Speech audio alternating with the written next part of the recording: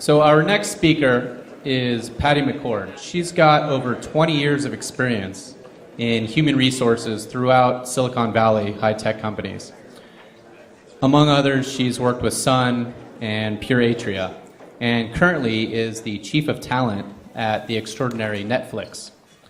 She'll be speaking about Netflix, a culture of innovation. Without further ado, Patty McCord. Thank you. I'm not going to, I don't know how to talk to you like all these other guys are really cool at talking to you. You know, like they know a whole bunch of stuff. I have a bunch of stuff I still don't know. We're in the middle of inventing our culture. And so what I'm going to do is just kind of, as a storyteller, tell you the story of Netflix from how we started to how we got to today in terms of culture. Reed called me at 2 o'clock in the morning and said, "Are you sleeping?" And I said, "Yes, geek, I'm normal."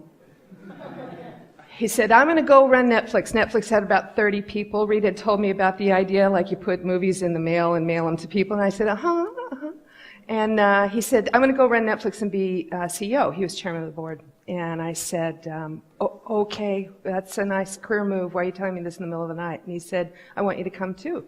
And I said, "No. Nope. Call somebody else who doesn't know what you're talking about. I've already done a startup with you." And oh, by the way, the DVD in the mail idea is just kind of weird, okay? Work with me on it. Why on God's earth would I do this, Reed?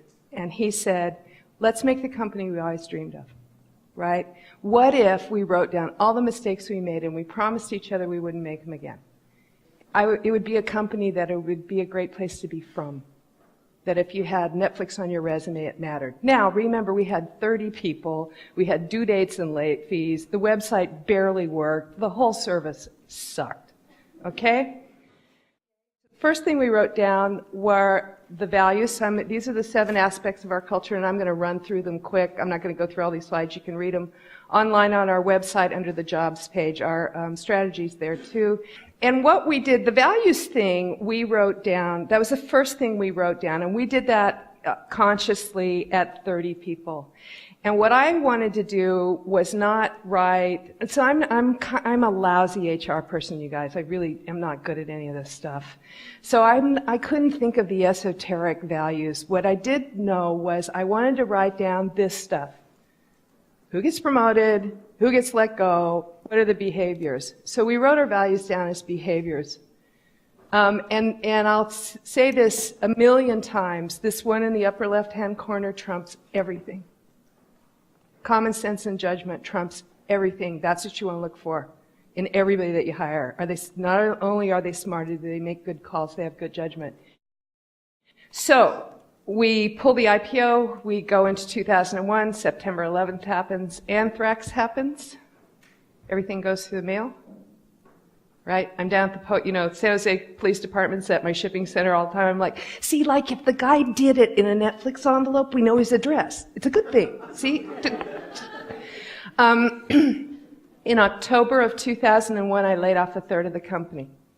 We're 120 people, and we said, okay, here's what we're going to do.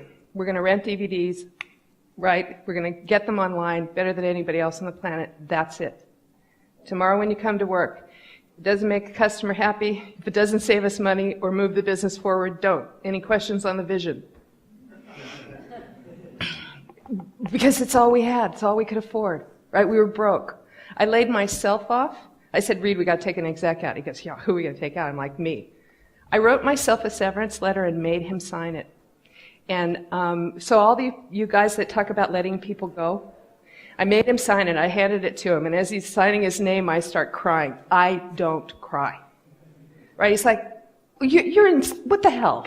You wrote the letter, you're making me sign it, and you're weeping. And I'm like, well, what if it's successful and I'm not here?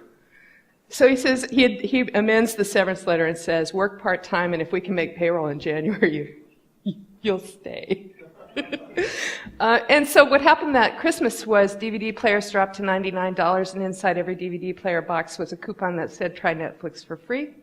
All those people were at home, out of work, watched movies, because it either cheers you up or makes you more depressed. And our business took off. I mean, took off. Okay, so I opened an office in LA. We're moving our office to Beverly Hills. Kind of cool, huh? It's about this big. And I go down in the reception. I sent the receptionist down there to help do some of the facility stuff. And I like to walk in the morning, especially around Beverly Hills, because it's pretty damn cool. So I show up at the office and I say, man, it's a really long way from Wilshire Boulevard, and I took the wrong turn, and, I got lost, but, it was, I saw all these cool things. And she goes, oh, pfft. Yeah, why are you staying on Wilshire Boulevard? There's a hotel right around the corner. You just walk from there. And I'm like, well, what hotel? She goes, La Hermitage. I'm like, you stayed at La Hermitage? She goes, yeah.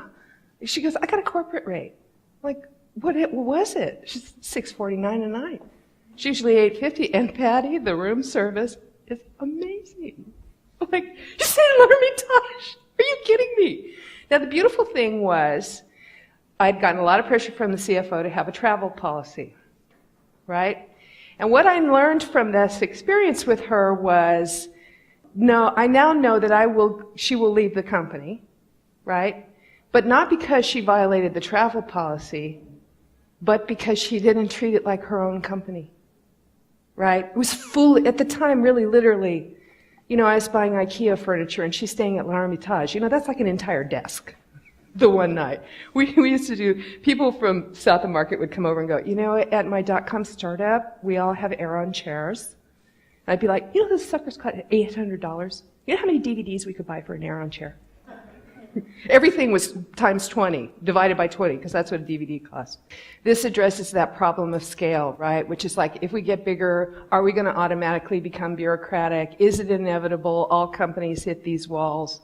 And you think that these are your choices. Well, we either got to stay small or we got to avoid rules, and then we'll put process in, and that'll be better.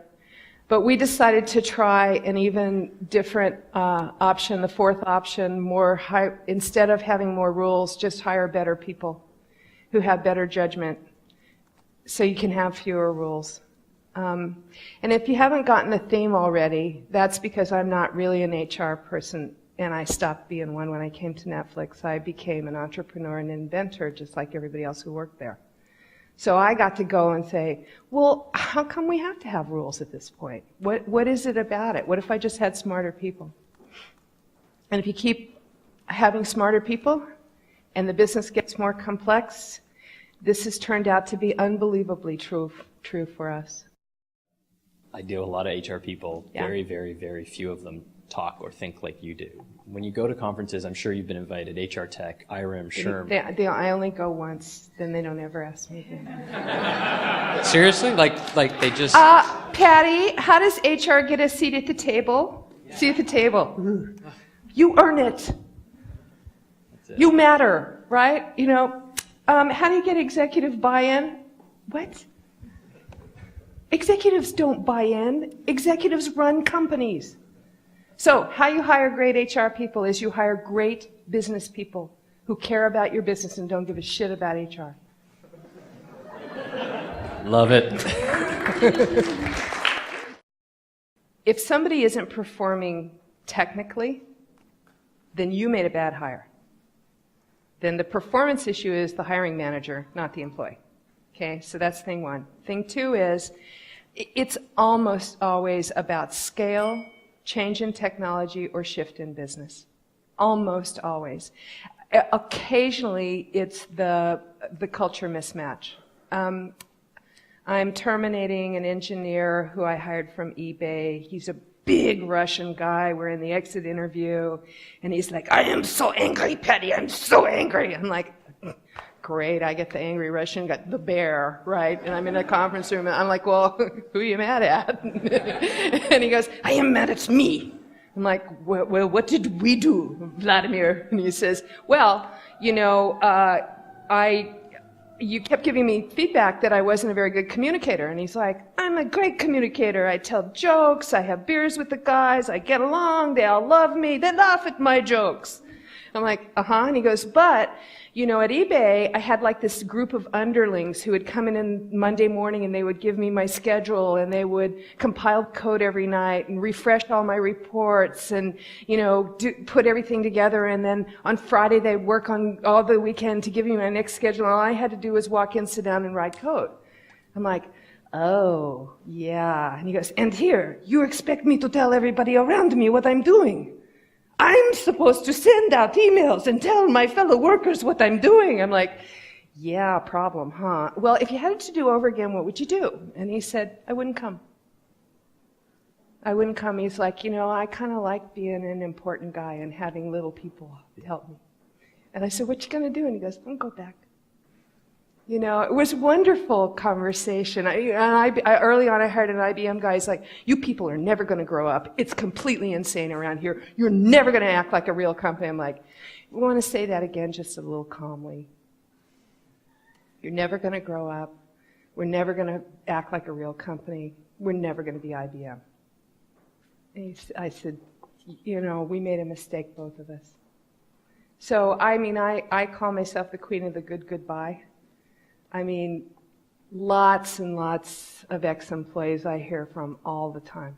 And they're really good friends. And, you know, I want everybody, all the amazing people that we hire to be really successful. It's just not always going to be with us forever.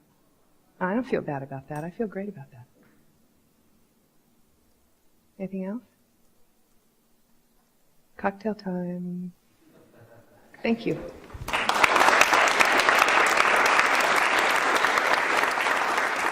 Thank you, Patty. That was excellent.